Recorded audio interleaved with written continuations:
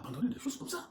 Ça, c'est ce qu'ont fait nos ancêtres. Alors, nous parlons de la coopération magique internationale en réseau avec le ministère de la magie européen. Qu'est-ce qui se passe sur des têtes innocentes? Alors, est-ce que nous comprenons maintenant la grâce de Dieu? Est-ce que nous comprenons maintenant pourquoi Jean-Baptiste a dit, voici l'agneau de Dieu qui ôte le péché du monde? C'est-à-dire, voici l'agneau de Dieu qui préserve votre tête du marché de la vente des têtes, du marché de la vente des âmes, du marché de la vente des sangs humains.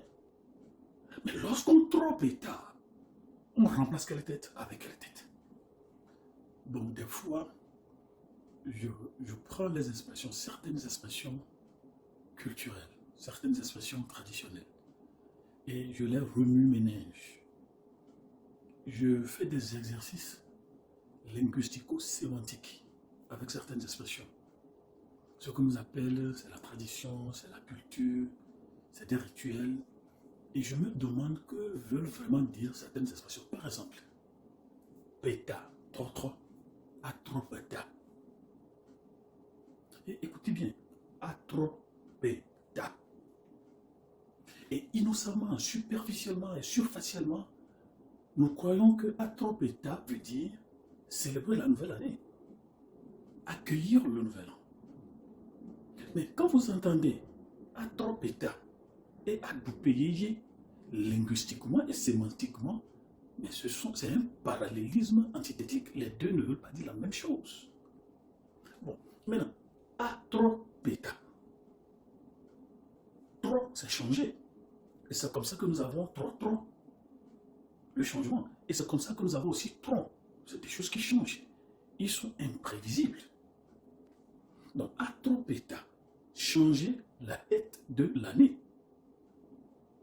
Linguistiquement, c'est ce que ça veut dire. Littéralement, c'est ce que ça veut dire. Et la traduction littérale n'est pas innocente. Pourquoi est-ce qu'on dit atropéta? Mais l'année n'a pas de tête. Mais on change alors quelle tête? Donc, péta, trop, c'est ça notre classe note. C'est ça notre péristorica traditionnel. On change les données, on change les données de base, on change les bases de données. Pas des systèmes de dématérialisation, de dénumérisation.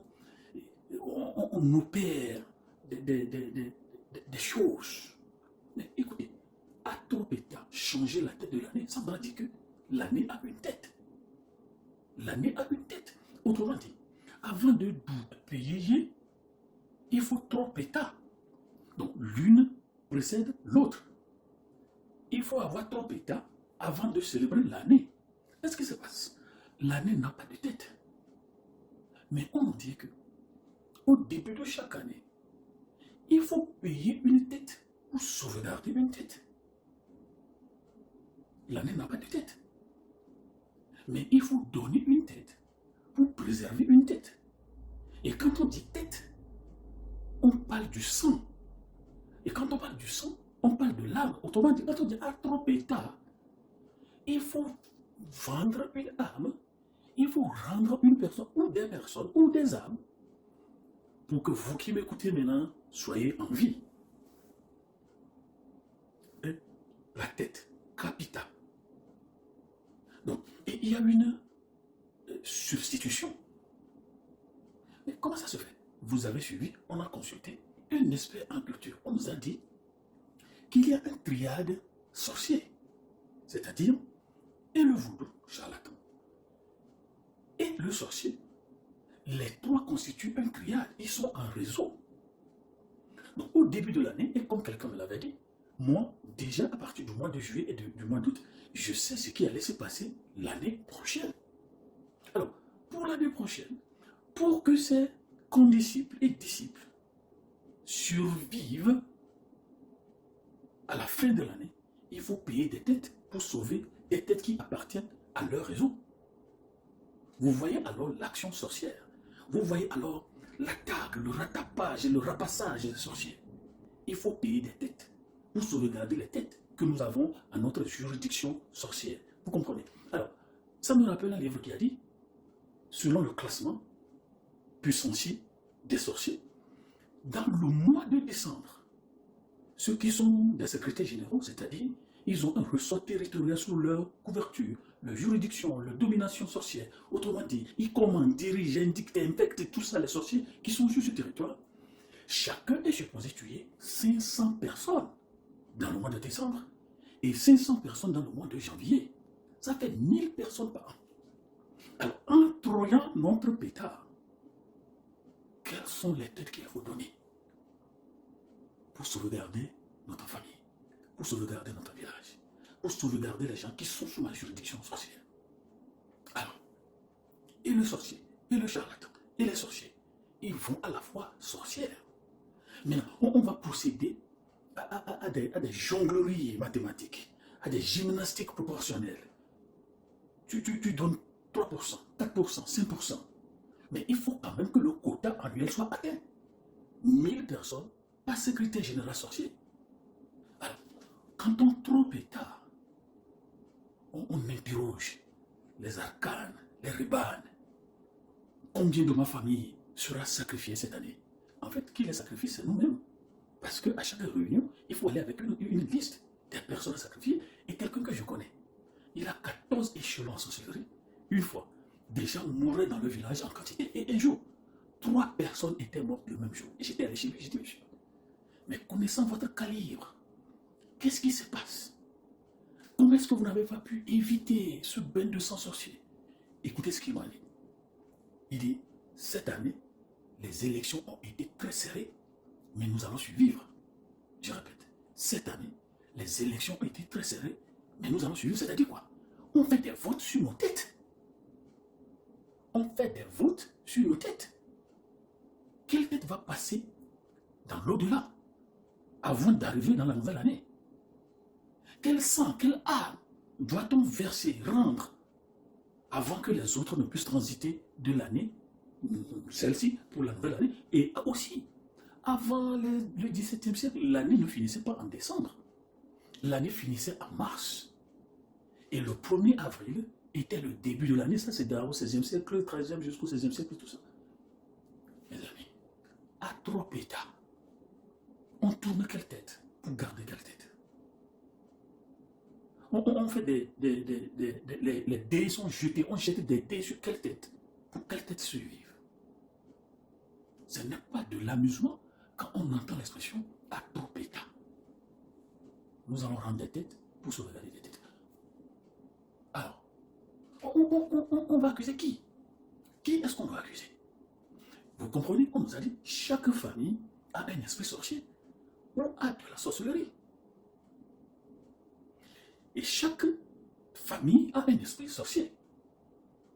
Le filet, vous êtes un. Je suis le gardien de votre porte. Je suis le gardien de votre donnée de base, de votre base de données. Je suis le gardien de la banque de vos informations génético avec le phénotype et le génotype porteur d'allèle, mais c'est moi qui les maintiens. Alors, lorsqu'un sorcier me force à livrer ces informations, je suis obligé de donner vos informations. Maintenant, on jette le sort sur quelle tête? Pour que quelle tête survive? C'est comme ça que, à la fin de l'année, vous voyez des choses, ce n'est pas innocent, ce n'est pas innocent. Ceux qui sont obligés de rendre des têtes pour qu'eux-mêmes survivent avec les populations sur les juridictions maléfiques, sorcières, vaudouistiques, messaïstiques, on tue des gens innocents. On tue des gens qui n'ont rien fait. C'est ce qu'on nous dit. Culture, tradition, rituel, cérémonie. Vous ne pouvez pas abandonner des choses comme ça. Ça, c'est ce qu'ont fait nos ancêtres. Alors, nous parlons de la coopération magique internationale en réseau avec le ministère de la magie européen. Qu'est-ce qui se passe sur des têtes innocentes? Alors, est-ce que nous comprenons maintenant la grâce de Dieu? Est-ce que nous comprenons maintenant pourquoi Jean-Baptiste a dit, voici l'agneau de Dieu qui ôte le péché du monde? C'est-à-dire, voici l'agneau de Dieu qui préserve votre tête du marché de la vente des têtes, du marché de la vente des âmes, du marché de la vente des sangs humains. Voici l'agneau de Dieu. Autrement dit, cet agneau de Dieu a été donné pour que votre tête ne soit plus donnée. L'agneau de Dieu, Jésus-Christ, a été donné pour que votre tête ne soit plus donnée. La tête de votre famille ne soit plus donnée. Même, il y a les boulots ont des têtes. Nos commerces ont des têtes. Nos pays ont des têtes. Mais lorsqu'on trompe État, on remplace quelle tête avec les têtes. Les têtes à plusieurs têtes. Les têtes à plusieurs yeux, plusieurs oreilles. On trompe État. Sémantiquement, on veut dire quelque chose. Et l'agneau de Dieu dit, je suis venu pour payer votre tête. Le sortie du marché de vente des têtes. La sortie du marché de vente des sangs et des armes. Comme ça, lorsqu'on va marcher, lorsqu'on fait le marchandage, l'échange des monnaies, tout ça, votre tête n'est pas sur l'étalage pour être vendue. Votre tête n'est pas au marché pour être vendue. Lorsqu'on consulte, lorsqu'on fait les sorts, il dit, la divination n'aura pas d'effet sur toi. C'est-à-dire, la tête n'est pas là-bas. Pour qu'on puisse jeter un sort sur la tête et vouloir l'acheter, la couper, la manger, la faire quoi. L'agneau de Dieu qui ôte le péché du monde. Alors, vous me suivez? À Tropéta, l'année a une tête. Il faut payer une tête pour que vive une tête. Et vous comprenez maintenant? Certainement inexplicable, certainement subite. Vous comprenez alors? Parfois, la colère, la rage de certains membres de famille, de certains collègues du bureau qui s'acharnent contre vous. Vous ne savez même pas ce que vous leur avez fait. Vous ne savez même pas qu'il existe. Vous comprenez maintenant qu'il faut payer une tête pour avoir une tête. Vous comprenez alors pourquoi certaines personnes boivent le vin rouge dans du crâne humain. On a payé une tête. Et Jésus dit, je suis l'agneau de Dieu qui ôte votre tête du marché des vendeurs de têtes, des commerçants de nos âmes, ceux qui font la transhumance spirituelle, qui prennent nos âmes ici, l'amènent de l'autre côté, reviennent avec d'autres âmes. Est-ce que vous comprenez ce que Jean-Baptiste a dit? Jésus, agneau de Dieu, qui ôte votre tête de ce monde, de ce marché sorcier, de ce marché féticheur. Alors, il dit, donnez-vous ma vie. C'est-à-dire, je perds votre tête. Pour que votre tête ne soit pas tranchée par le trial maléfique. Alors, c'est après avoir Tropéta qu'on célèbre l'année. Il faut suivre, il faut suivre. On est sûr que cette année, nous allons suivre. Ils viennent danser, ils viennent manger, ils viennent boire, ils savent ce qu'ils font. On a déjà Tropéta, c'est-à-dire nous n'allons pas mourir. Et on connaît la liste de vous qui allez mourir. On vous connaît, on vous voit, on sait que vous allez mourir. Parce que nous étions à la fois sorcières de la transhumance des âmes. L'agneau de Dieu qui ôte notre tête de ce monde. Pour qu'on ne vienne plus prendre nos têtes, voyager avec, porter des choses importables, transporter des choses intransportables. Alors, vous avez compris?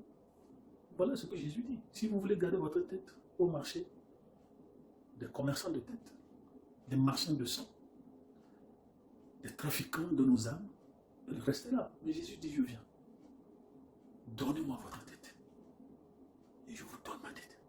Pour que vous ne soyez pas vendus, tranchés, coupés, brûlés, mangés et bu dedans.